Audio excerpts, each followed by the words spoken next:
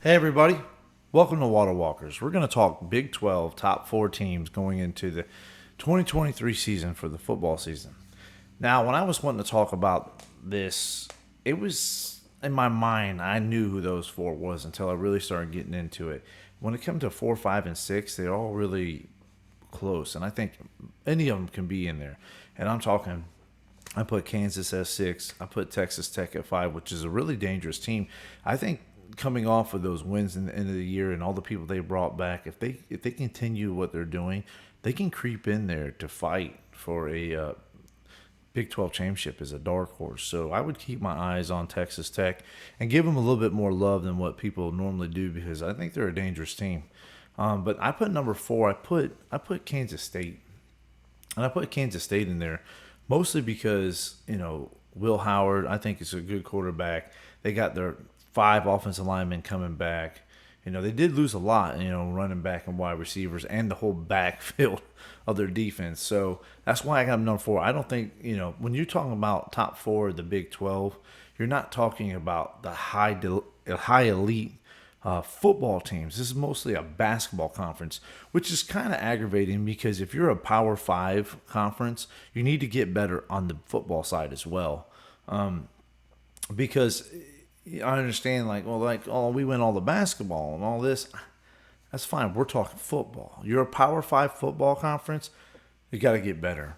You lost your 2 best in Oklahoma and Texas here in the future. That's not good for the conference. So other people need to step up. And I think Kansas State could be one of those teams to step up, but they got to start showing us that they can be. I always thought Kansas State had a way of getting good talent, right? They always had a way of getting good talent. I just don't think they always used that talent right. And they didn't work hard at recruiting across the nation. And these are things I need. They need to change if they want to do it. Now you have an opportunity. You had your 2 best teams leaving, so you have your opportunity to be one of the 2 next best teams. All right, you won the Big 12 championship last year. Kudos to that. You fought hard to get that. You beat TCU, who ended up going to a national championship. So you earned it last year. But what we want to see is that it wasn't just some one-year talent thing, that you are consistently a good program to build a good football team. And that's what we want to know. Is that where Kansas State is, or is Kansas State someone within the top 8 of their conference, which isn't a good sign. So I didn't put any of the 3 who just came. I just didn't know. Man, when you don't play within that conference, you don't really know how that team's going to adapt to that. But you want to give them about a year or so to do so. So I kept them completely out of it. I thought Cincinnati's done a lot of great things lately. New head coach, they got changes going on over there. I've not been a huge Houston fan ever, and UCF has always been competitive and everything within their conference. But this isn't a, 5 looking out. This is a Power 5 conference, and so whether you like it or not, there's 3 stars and 4 stars, and we're talking about inside this conference. Especially when you get into Texas, Oklahoma, you got 5 stars and stuff. So TCU did lose against them in the Big 12 championship, and it was a competitive game. That's what we want to see Kansas State be, a competitive team. So I give them the benefit of the doubt. I put them at number 4. Prove us right over here. Don't be, if you drop out of the top 4 this year in your own conference, you're not a great program when it comes to football. You just got lucky one year, and I won't put you back up there again until you can show that you are.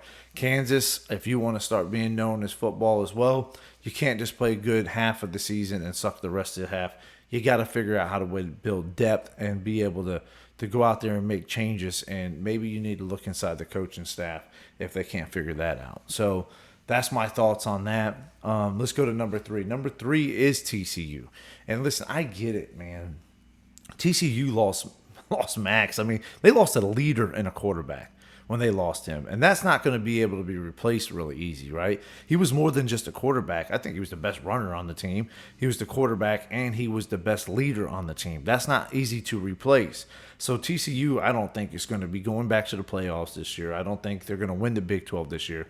But I think they out of all the teams outside of Oklahoma and Texas, Them and probably Baylor, in my eyes, have been the most consistently good team in the Big 12 of late. I mean, TCU lost their head coach and got a new head coach. Didn't even slow them down because the program's good. Because the program is good, it continues to go through. And they're in Texas, and so Texas has talent. TCU can go out there and take some of that talent and really build something up on this. Listen, they didn't hold back either in this offseason. They lost a lot. They didn't hold back. They went and got 3 Alabama team players off of that team in the transfer portal. And you're like, okay, what's that got to do with it? Well, I'll tell you what it has to do with it. You need a running back? All right, Trey Sanders from Alabama. I think he's going to be a great running back for them. You need a wide receiver? Not a problem. JoJo Earl, got him from Alabama. He's going to be there. Oh, you need an offensive tackle? Absolutely.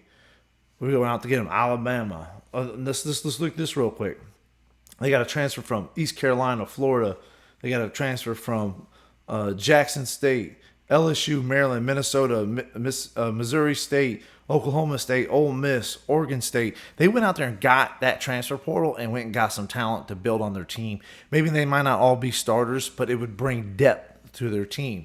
And not all transfers work out, as Alabama's seen that in the wide receiver group last year. Not all transfers do work out well. But I think there is some transfers, and I just really think like to go get JoJo Earl and to go get Trey Sanders was huge for these guys. So I think that's going to be one of those immediate wow factors whenever we see this team come back out. But they do have some pretty good. They have some pretty good players on this team that's returning as well.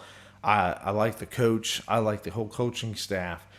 They found ways to win, and that makes a difference in my eyes, right? They might not have been the best player. They might not even deserve to go to the playoffs last year in some people's eyes, but they beat more top 25 teams than most people do. And yeah, they were close and they had to fight and they had to come back, but they found ways to win, and that's what we're talking about in good programs. They find ways to win, and whether you like it or not, they deserve to go. Were they talented enough to play against the big dog? Probably not. They sucked it up in the national championship. But they gave everything they had all the way through and to that point. And I just don't think they can find ways to win when it came to that. So they gave us the worst national championship to watch ever. But then again, if your team wanted to go, they should have done the things during the regular season to go. So there's no need for complaining because it ain't going to change anything. I think that TCU is going to have to take a little bit of a step back, but I also think that they're not going to step too far back. That's why I put them at number 3. And I did so knowing that they're going to compete, and you can't just weigh them out. I think they're going to compete with the Oklahomas and the Texas and all that. I'm not predicting that they're going to win, so don't say that I said that they're going to win. I said they're going to compete, and that's what we want. Competitive teams also means good programs. So my number 2 team is going to be Oklahoma. Oklahoma has always been a historically great team, right? They have like the second most national championships. Then when Lincoln Riley was there, he was just popping out top quarterbacks, right, left and right, wide receivers. But they've never been known for their defense too much. But now Lincoln Riley's gone. They bring in a defensive coach, someone who knows this program. I think Oklahoma is a great coaching staff. I think they're still trying to make things their own way, and it's been kind of like tough on them. But I think you're going to see the fruits start to show this year from this coaching staff and the players. I really do. I think Oklahoma is going to be a very competitive team. Oklahoma and Texas both got to be able to play against the SEC here coming up soon. So they got to make these recruitments and they got to make these changes to be able to do that. And this coach knows what he's doing, right? Because he coached at Clemson when they played against Alabama. So, I mean, like, there's things that he knows, and he also has ties within Oklahoma. So I really believe in this team and that we're going to see the true fruits from all the hard labor that they did. Big thing is I like Dillon Gabriel. I think he's a great quarterback. I think this is going to be a breakout year for him in Oklahoma. He's going to compete like a son of a gun. I'm telling you, this kid is great. And he has a lot of talent. He's a senior transfer, so he has a lot of talent. He's not going to give up a whole lot. So I just... without getting in too much depth into this, I really think that we need to keep our eyes on Oklahoma. They're a dangerous team. They have a lot of transfers coming in that I can see start right away. And they had to do that because a lot of people left to go to USC with their ex head coach or other places. So the transfer portal has helped some of these teams out, and we're going to see that transfer portal start to take its mark here in Oklahoma. So I give them the number 2 spot. I give them all that love for that, and they're going to be dangerous. I mean, I think the Red River rivalry. Did I say that right? I mean, that's kind of like a tongue twister there. I really think that is a game that's going to be a must watch because you're going to have the 2 best Big 12 teams, which I just gave it away. Texas will be my number 1 team, as if nobody knew that. I think you're going to see a real showdown right there. And I didn't think we had too many times of late that we didn't have that. But I think the difference is this game's going to matter when it comes to playoff. It's going to matter, right? I don't think like Oklahoma's going to make the playoffs, but I think Texas has the opportunity to make the playoffs if they do their cards right. But Oklahoma has the ability to upset that, to change that view, to change that course. And so there's going to be some big-time battle right here. But I think Quinn Ewers, even though I think he did Ohio State dirty by coming there a year early and then leaving the next year, I think that was planned all along. And I lost a lot of respect for him there. But listen, the Mullet Man, he is a great quarterback. He's showed that last year. He competed against Alabama. I'm not sure they didn't beat Alabama if he didn't get hurt in that game. The way that he was on fire, the way the trenches. I mean, Texas really owned the trenches when it came to that game. And I think they're strong there, right? I think they're probably one of my favorite teams in college football going into this season. And let's not forget Xavier Worthy is back. So you have a top wide receiver with a top quarterback. I can't wait to see that duo go out there and really shine. Now, you're going to have to replace B.J. Robinson, and that's not going to be easy to do. That's not going to be easy. I'm not sure that you do that this year. I think that's coming up. I don't think you do that this year. But you just got to go out there and make things happen. These guys got to make things happen. I think the talent pool is starting to come to Texas. For a while, they wasn't doing good recruiting inside of Texas. They were letting their talent leave.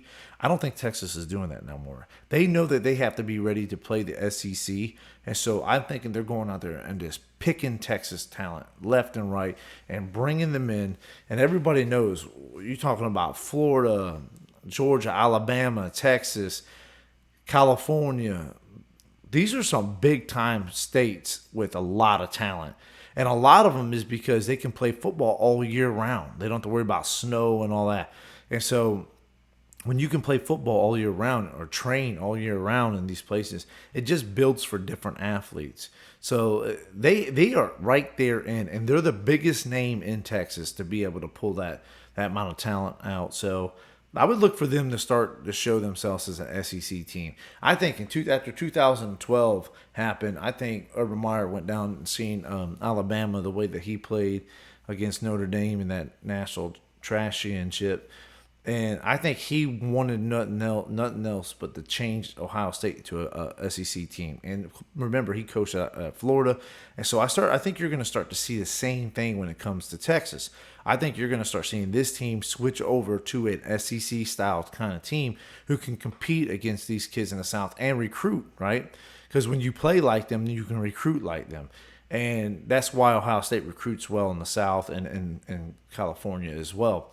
So I would expect old Steve there to pull little things out of his Alabama pocket where he came from. He knows how to compete in the SEC. He knows about it. I think Texas is the first one to take the leap of looking like a SEC team coming out of the Big 12. And that's why I think they're going to be the dominant force this year. And you're going to start to see that happen. So my number 1 team is Texas. And that will do it for our top 4. Texas, Oklahoma, TCU, and Kansas State is my top 4.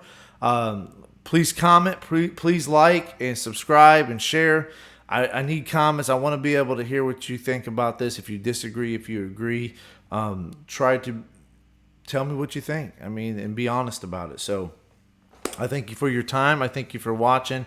And I hope God is blessed by everything that I do. And thank you for giving me this opportunity to bless you with my thoughts and opinions. I hope you have a wonderful day. God bless.